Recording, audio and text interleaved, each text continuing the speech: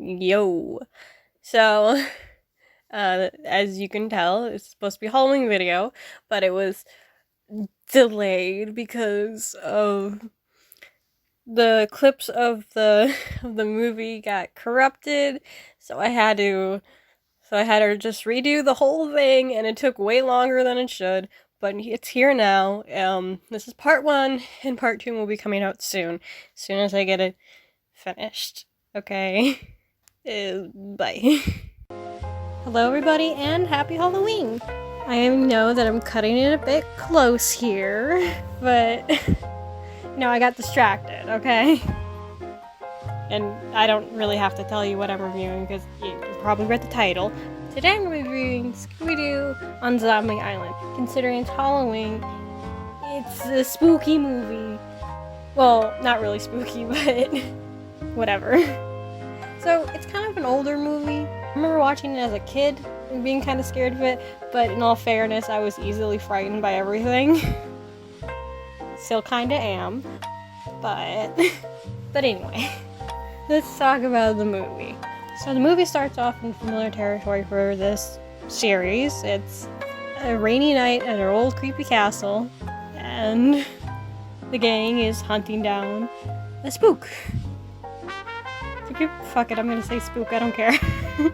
So, at first, it's, string music, you know what I mean? I don't know nothing about music, don't even. And then it kicks into the Scooby-Doo theme that's kind of redone for the movie.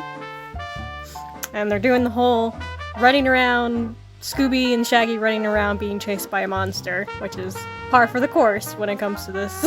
So, it catches the monster. Turns out it was just a dude in the suit. Standard. Once again. And it turns out that whole thing that we just saw was a story told by Daphne on a talk show. Stories like that always give me the heebie-jeebies. Ooh! No wonder you became a reporter. That moat monster almost sliced you up like a pepperoni pizza. And then we wouldn't have Coast to Coast with Daphne Blake, your very successful syndicated series on Americana, going on its 2nd season, I might add. I never miss it. Oh boy, was that some clunky exposition. Thanks, Chris. You know, the real reason I changed jobs was because the monsters and ghosts always turned out to be bad guys in a mask. Got a little boring, eh? No kidding. In fact, that's why the gang went their separate ways, except for Fred and me. The gang drifted apart? That's pretty sad. I'm surprised I don't remember that when I was younger. Since this is only the first act of the movie, you can probably guess where this is going. So, we cut to Shaggy and Scooby, who are now working at a airport.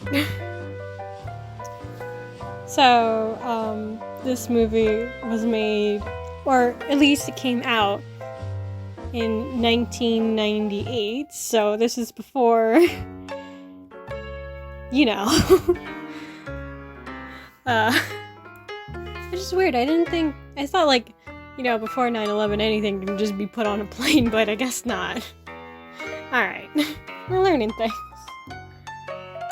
And then we see Velma, who for some reason didn't get any new costume design. Or she does. They traded her red pleated skirt for just the straight up red skirt. Which is like... Okay, I get why Shaggy and Scooby didn't get a costume change. Like, they make a joke about it later, which is fine. Why didn't Velma get new clothes? Like, all the ideas. It's very rude. No love for our girl Velma. And then Shaggy and Scooby get fired. Which is apparently a thing that's happened before. Is this everything? Uh-huh. Got the maps? Yeah? Are you sure you haven't forgotten anything? Fred, what is with you? Yes, I'm sure. Well then... And the gang's all back together again, hooray. The gang back together and they go to Louisiana for Daphne's show to find a real ghost. And they have this song that I can't play because YouTube's copyright system is garbage. But it is on YouTube, I believe. So the song is called The Ghost Is Here, and you can find it on YouTube. So if you want to hear it, it's great. I swear. But of course, throughout this montage with this awesome song, all of the ghosts that they find, or ghouls, or whatever you want to call them, are all just dudes in a suit. So not really what Daphne wants for her show. And then they meet Lena. There is. I work in it. Sorry, I couldn't help it over here. I work as a chef in a house on Moonsky Island, a house that really is haunted. Jinkies! My name is Lena. Lena Dupre. And Lena tells him about Moonscar Island and the spooky legend, and invites the gang to the island. And that Lena is kind of cute. Fred! I just meant she'd be real photogenic for our segment. Right. Wipe your upper lip, Romeo. So, like, no, okay. So when I rewatched this the first time, I was like, what's... Because everybody kind of assumes that Fred and Daphne are dating. So, like, when he calls Lena cute, I'm like, okay. But, like, now when I think about it, it kind of makes sense because Fred and Daphne are co-workers, and that's normally not a good idea to date your co-worker, so I guess that's just another, like, the newer one that they are, but, like, nah, whatever. So I guess that makes sense, alright. Punched up Moonscar Island on our research database. There have been quite a few strange disappearances around that island over the years. Holy crap, I forgot how clunky computers were back then. So they decide to follow Lena to Moonscar Island. So we meet the guy who drives the ferry. Do they call it drive? I don't know. I didn't know you had a dog. Dog? Where? Are you allergic to dogs? No, it's just that my employer, Ms. Lenoir, she keeps cats. Like, don't worry. Scooby is great with cats, right? Huh? Oh. Is Scooby just straight up lie, or does he just think cats are actually pronounced rats, like how he pronounces it? Scooby and Shaggy go overboard. And almost get eaten by either alligators or crocodiles. I have no idea. I don't know nothing about animals. And then they meet a dude named Snakebite. That's apparently his name, whatever.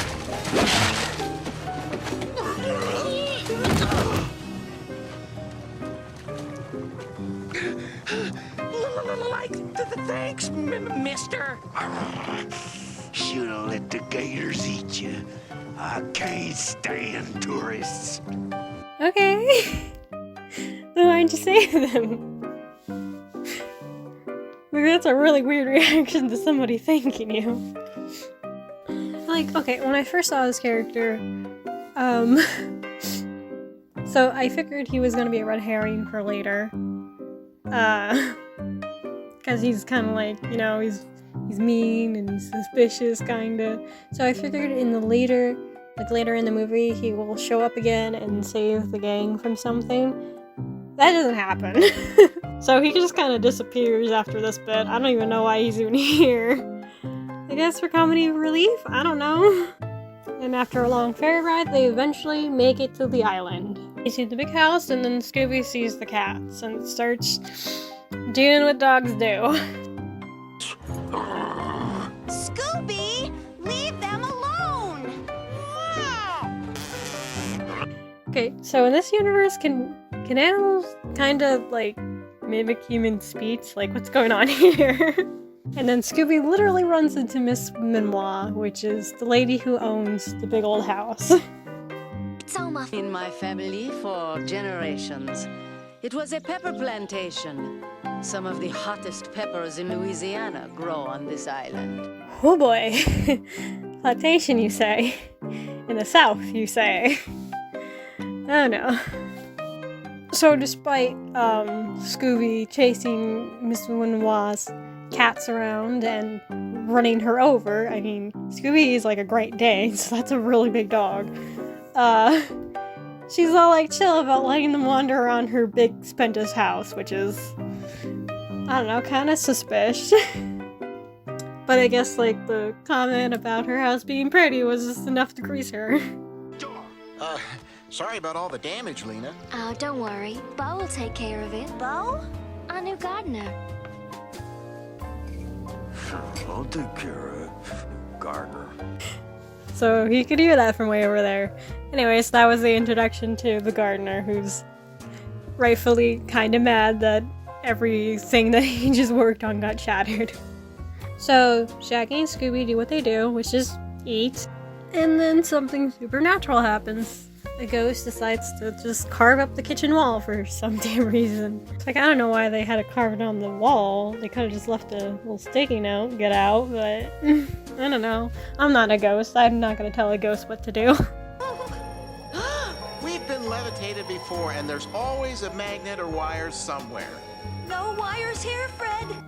So I do like in this movie that every time something supernatural is brought up, either Velma or Fred kind of like want to dismiss it offhand because of their past experiences with ghosts, that they all turned out to be fake. But this movie has a twist. So the game reviews the footage, and Oh, there. Could you enhance this shot? Yeah.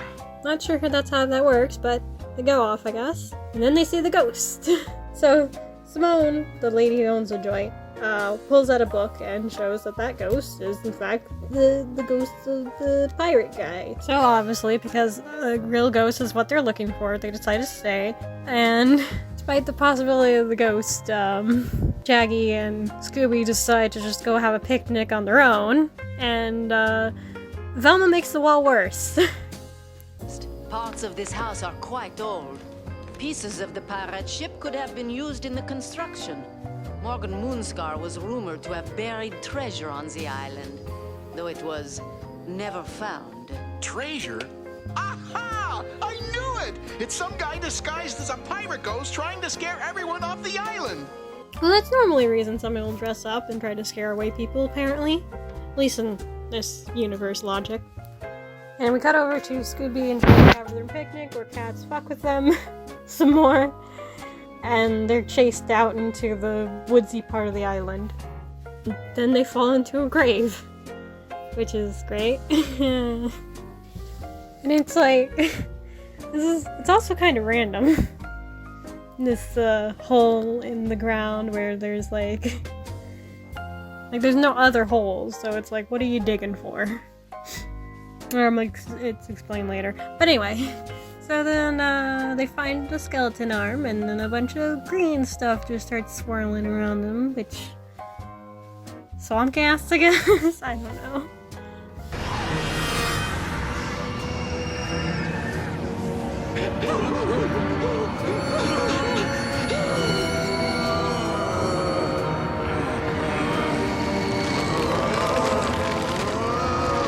I didn't know swamp gas can resurrect the dead. That's new.